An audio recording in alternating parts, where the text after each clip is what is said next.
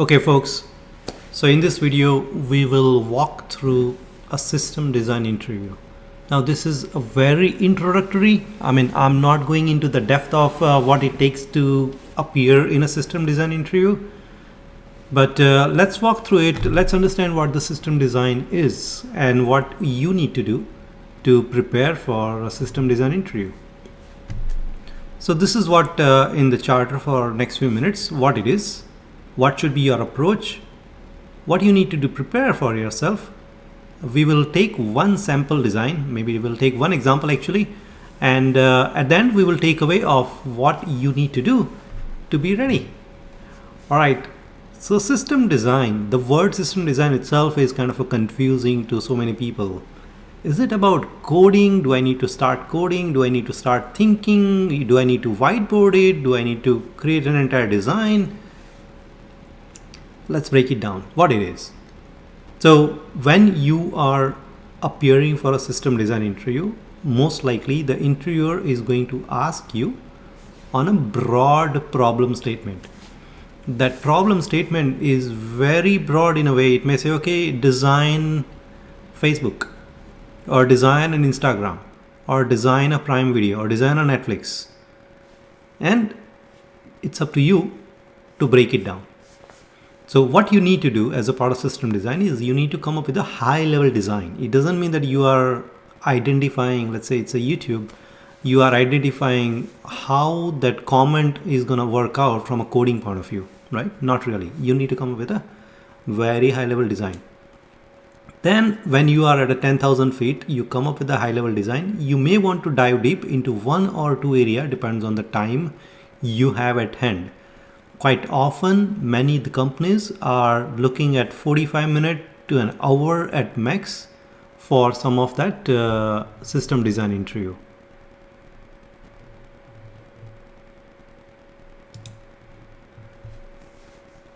Moving on, what else you need to do is handling some of the ilities. When I say ilities, particularly we are looking at availability, scalability, reliability, and so many ilities which comes as a part of engineering, it comes as a part of an architecture.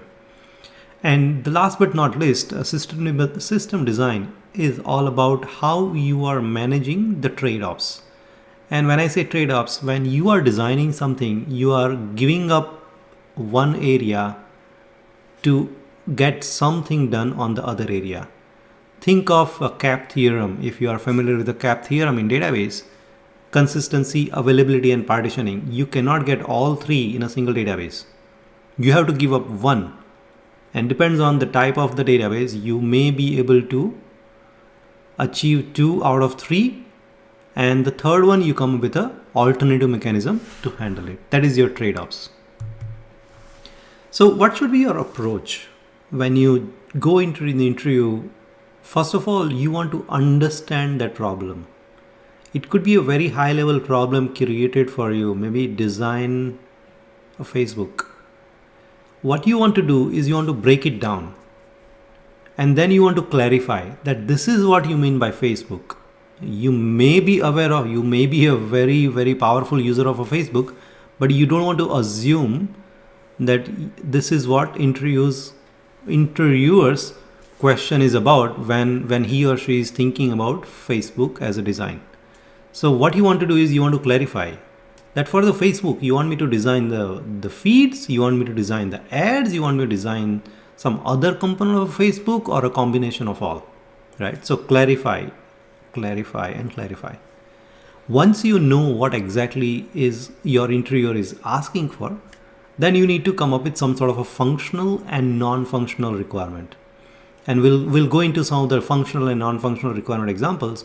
But functional, for example, of that Facebook, let's say, you may want to find out whether it's about the feed you are preparing, whether it's about the ads you are preparing, whether it's about some other user profile management you are doing, or maybe you are doing completely different. Maybe you are doing a machine learning on how to generate that entire feed and recommend next feed, right? That could be a part of Facebook as well. So that could be one of your functional requirement. And when we are talking about non-functional requirement is where actually the scale comes in. And most of the design problems are designed, or at least asked to you for understanding how good you understand scale is. So that means Facebook has probably, let's say, 5 billion users. Again, I don't know how many users they have, but if we have 8 billion in the world, maybe 5 billion people are using Facebook. Now, do you need to design for 5 billion people, or you are designing for a particular country, you are designing for a particular region, you are designing for a particular group of people? So clarify that.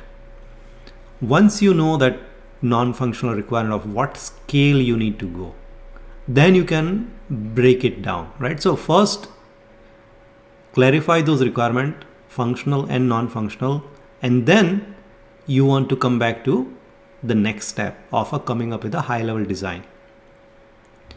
If still in doubt, go back to the step number 2, clarify, ask questions. Ask questions to the interviewer when he or she is asking you those questions that, okay, design this. Ask maybe 10 different questions from your, and then take a minute break and write down, put your thought process in a paper and say that, hey, I am going to ask you a question, let me think through this, and I'm going to ask you questions, and then I'll come up with a design, right? So this is how you should be approaching. Then you stay at a very high level in the beginning. You don't want to jump in straight into the database design. You don't want to jump into straight away into load balancer. You don't want to jump into straight away into your global scale to beginning with. You want to come up with a high level design that this is how I'm approaching. And then you start creating the data flow. Maybe you want to create from a user point of view, or a personality point of view, or a approach of an administrator point of view. So you start creating those data flow. Once you have those data flow design, then you want to somehow come up with a scalability. That, okay, now I know how the data would flow. Let me come up with some scalable aspect. Maybe I want to design this for a country only. And when you are doing for a country, it may be a small or large country, there might be multiple regions. And if we are looking at that scale of Facebook, for example, where it's an 8 billion or rather 5 billion users, and out of that maybe 300 million users in a particular country you are designing for, then the scalability comes in very important. One thing you don't want to miss out is security and privacy. Whether it's about data security, whether it's about data privacy of the user, whether it's about using encryption in transit, encryption at rest, SSL, TLS, key management, everything kind of boils into the security and privacy. So what you want to ask them is, okay, what are the compliance rules I need to follow? Do I need to be cognizant of all the security layers? Do I need to have a security end-to-end, or can I have connections between application and server and the database server as an open-ended or non-SSL? So all those questions you want to ask. The next thing is about the disaster recovery, the fault tolerance, how you are going to bring up that site if that site goes down for whatever reason. Maybe you are hosting in one of the cloud, and maybe that region in that particular cloud is not operational. How you are going to fail it over to the other regions. That's where your disaster recovery comes. So maybe you want to understand what are the RPO and the RTO, or recovery point objective and recovery time objective, for the disaster recovery of your services. And then as you start designing, you will realize that you are doing few things, but you are not able to do other things. That is where your trade-offs comes. And you need to understand what those trade-offs are, and you want to be open about it. When I say open about it, you want to communicate to your interviewer saying that, hey, I'm thinking of using NoSQL as a database, because I believe this will work in an eventual consistent format. And as a part of that, because of the reason, I'm not using SQL or a relational database, and I'm rather using a NoSQL database such as Cassandra or a DynamoDB. But you want to be open about it, and you want to communicate that to your interviewer. So you may think that, okay, how should I prepare this, right? The preparation comes in many parts. Now I would not be able to highlight each and every steps, But there are very few high level things you need to start thinking. If you don't know about it, you need to start learning about it. Maybe some of the key concepts when it comes to the system design is about how you're going to apply certain principles. And principles are overarching mechanics or overarching patterns you think of. Those patterns are applied to your designing of a system. There are a handful of them I have listed, but there are many more can be added. Like loose coupling was one of the example. How you are going to not tightly couple your system. And when I say tightly couple, what if your database server goes down? Would your application still be able to function it? You can come up with a design where you have a read replica of the database, and all of your read operations you are diverting always to that read replica. That means even if your main database goes down, you are only not able to do a write or update function, but your read function will always be operational. That is your one of the way of doing a loose coupling. The other way of doing a loose coupling is more of a buffering your inflow. What about, let's say you are running an e-commerce website, and think of a Black Friday day or things where you are expecting lot and lots of users, or suddenly your application becomes very popular and you are expecting a lot of users to buy your component. Now your database can only handle certain amount of transactions per minute. In that scenario, you want to queue up those orders because you don't want to lose out the business.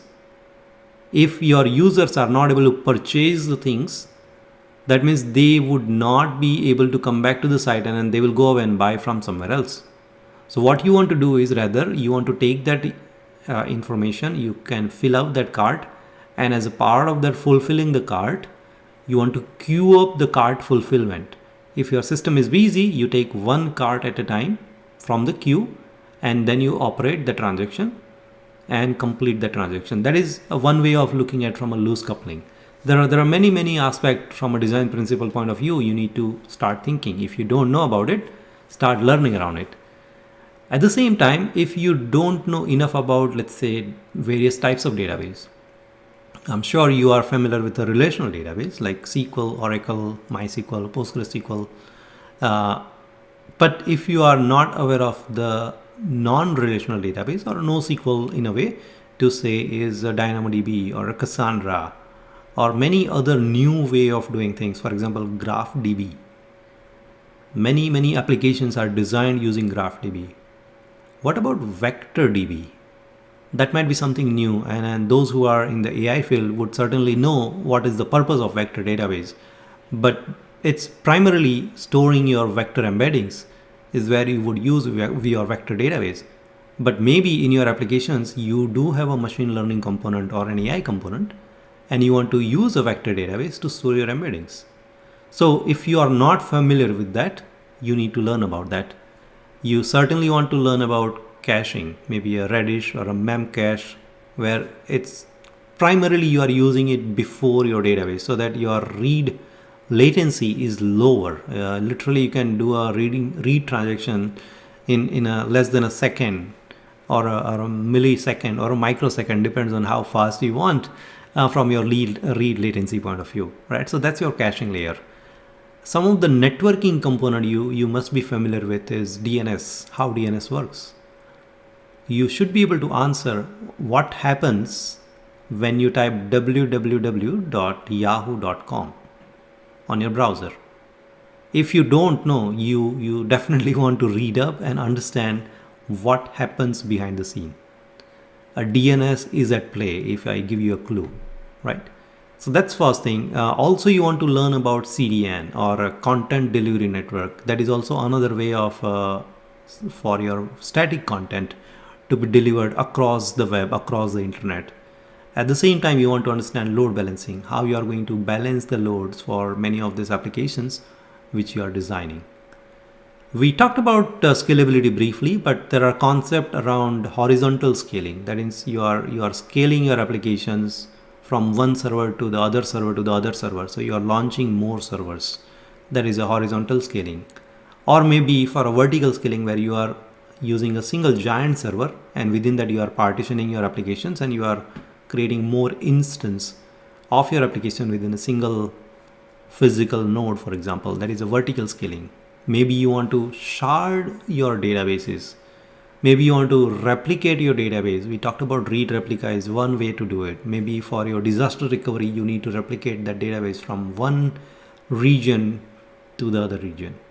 So that's your application. You want to partition your data. Depends on how you want to scale further, right? Maybe you want to partition based on the first character of the last name. So all the V, in this case mine, would be in a single table. Then W would be in a different table and X would be in a different table and so forth, right? So you are partitioning it based on certain criteria, and then that you decide what that criteria is. Another thing is, as a part of preparation, you need to learn from examples. So there are so many examples out there on the internet, and we'll go through one example in a second here, but you need to learn through that example. And you need to start thinking that, okay, in that example, this was how the design was created, or this was how the points was classified.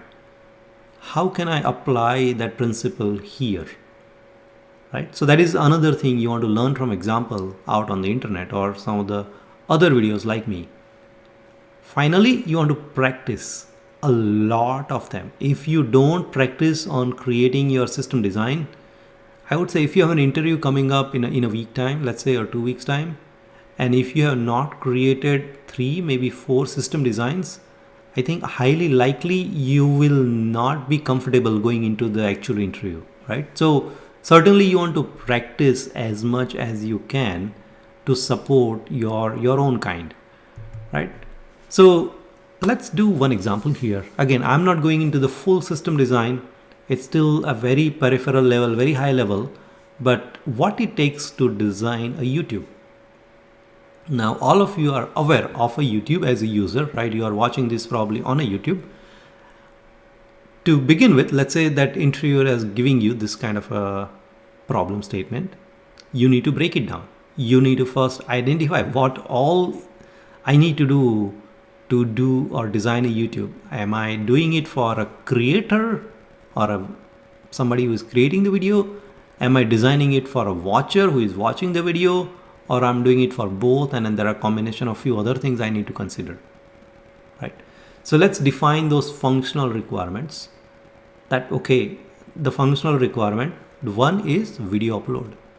The design has to be able to upload a video. So somebody who is a creator, they should be able to upload a video.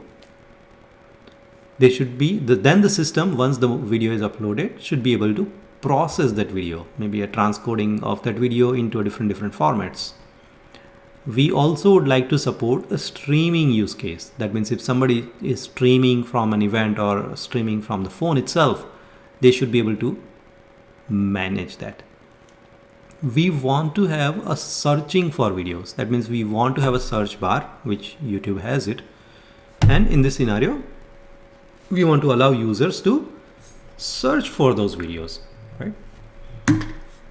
Excuse me. The next thing is we want user to be registered. We don't, so that we can sort of create some sort of a recommendation for that user. We want this users to be comment on a video. We want them to like the video. We want them to thumbs down the video if it is not good enough, and feel free to do the same thing for this video. And recommend. That means if you watched this video, there is a next in the line, similar based on your taste, based on your preference, based on your profile. So those are some of the functional requirements. Now, how would that get translated into some sort of a non-functional requirement? And non-functional requirement comes from those ilities. Those could be a high availability or a scalability or a security or a privacy or a latency or a consistency, maybe the durability of those videos as well, because the user who has uploaded the videos, they don't want to lose that video, right? What if that storage get corrupted and the data get lost? That means all the effort what user or the creator has put in, that video will get lost. So durability of a storage is becoming very important as well. At the same time, the scalability, like how many videos are getting uploaded daily? Probably millions and millions of videos are getting uploaded to the YouTube on a daily basis. And probably tens of millions or hundreds of millions of videos are being watched daily, right? So we need to consider those aspects when we are looking at the overall system design of a YouTube. But here you want to clarify to the interviewer that am I designing this YouTube for a globe? Am I designing it for a particular region, for a country? Because each will come with its own cost. If you are just designing it for a country, depends on the size of the country and depend on the population of the country. Maybe you may not need to go into a billion users. Maybe you only need to go up to 100, 200 million users as a whole, right? So clarify those. So coming back to that point of clarification, this is where you want to clarify in the beginning that, okay, what is that volume we are looking at, right? And also make some assumptions that, okay, each video might be taking 200 MB to 500 MB of a storage. Depends on whether it's a 720p, 180p, 4K, and then whatnot, right? So based on that assumption, based on certain guesstimate, come up with the storage requirement that, okay, it might take for next 3 months about a petabyte of a storage. But since every user is uploading the video, that means every month we are going a third of a petabyte. That means we need to start thinking about how we are going to scale in next 12 months. That first 3 months is a petabyte. That means in next 12 months we are going to see at least 4 petabytes, if not more than 4 petabytes of a storage requirement. So continue in that iteration, identify those actual requirements, and then you go into the overall ask of how you are going to do that design, right? When you are thinking of design, and again, there are many components of the design, but start thinking at least from a high level point of view that you will need some sort of a web layer. You will need some sort of a business logic for video transcoding, video processing. As you are streaming that video, what kind of business logic you are going to apply. So you will need application server and the business logic servers. You will also need some sort of a queuing mechanism, because when users are uploading those videos, you don't want that video to get lost. As the bytes are getting uploaded, you don't want that bytes to get lost. So some sort of a queuing system you want to have so that you can persist it as the video is getting uploaded. Then of course the database comes in picture, and maybe you want to dive deeper into the database, whether a user profile, can it survive on a relational database, or you need to have a non-relational database like a DynamoDB or a Cassandra. What kind of caching layer I'm implementing here so that user has a low latency. Certainly you want to talk about CDN. So CDN is a content delivery network. Now, if you think from a YouTube point of view, let's say there are 100 users altogether.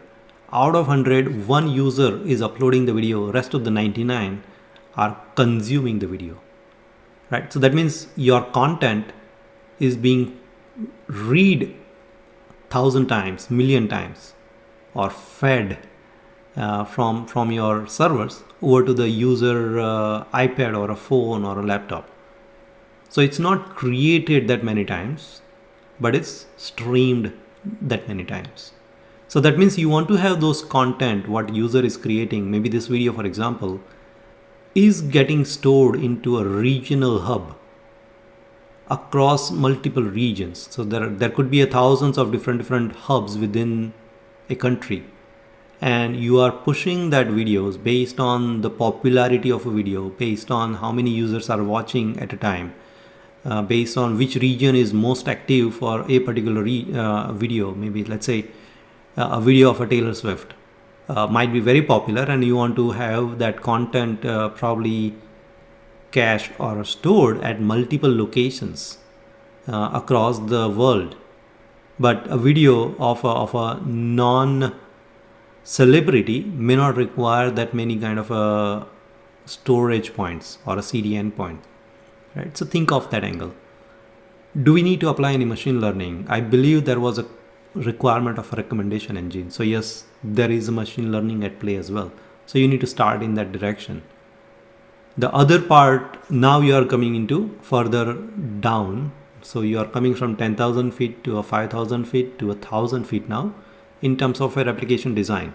That how you are going to process that video, how that transcoding would work, how would that compression work, how you are going to start storing the data. Are you going to store all of that video in a database, or you are going to store that video in an object storage like an S3 or something like that, right? So start thinking in that direction and communicate to the interviewer saying, hey, I'm going to store this 500 MB of a video in an S3 bucket because it's cheap, it's less, it's an object storage. I don't need to worry about the database being occupied for my entire video, or I'm not going to use an NFS storage because NFS is slow or whatnot, right? So come up with your reasoning of why you want to store it in an S3, for example, and communicate that with your interviewer. Database design, whether it's relational or non-relational, whether it's a DynamoDB, MySQL, PostgreSQL. We talked about the graph database, how the mapping of a relationship would work. Probably not more of a YouTube design question, but let's say you've been asked to do a LinkedIn, or even a Facebook for that matter, right? Where a network of people are connected with each other in a first degree or a second degree, and that is all sort of a design from a database point of view in a graph database.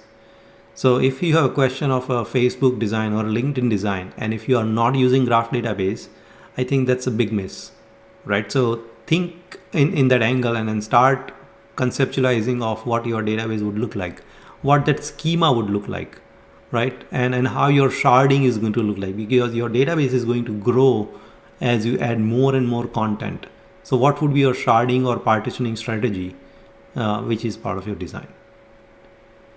Next would be more on a scalability, how you want to scale it. Highly suggested that you apply a horizontal scaling in a way where you are able to scale from one app server or one component server, maybe it's a web server, application server, queue server, doesn't matter, from one node to the 100 nodes or to the 1,000 nodes, right? And if you scale from 1 to 1,000, how you are going to distribute that load? And that is where the load balancer comes in picture. Maybe you also want to think about the geo load balancer. If you are designing a YouTube, for example, for an entire country, hypothetically speaking, and country is a large country like US, where you want to spread the load across multiple geography, you need a geo load balancer. Or you want to do a global load balancing, where you have a single YouTube to go after, and then you want to distribute the load based on the network where that user is. So if that user is in New York, you want to route them to the New York region. But if that user is coming from London, based on the IP address, for example, you want to divert them to the YouTube site, which is based out of London, and so forth, right? So that would be more on the scalability part.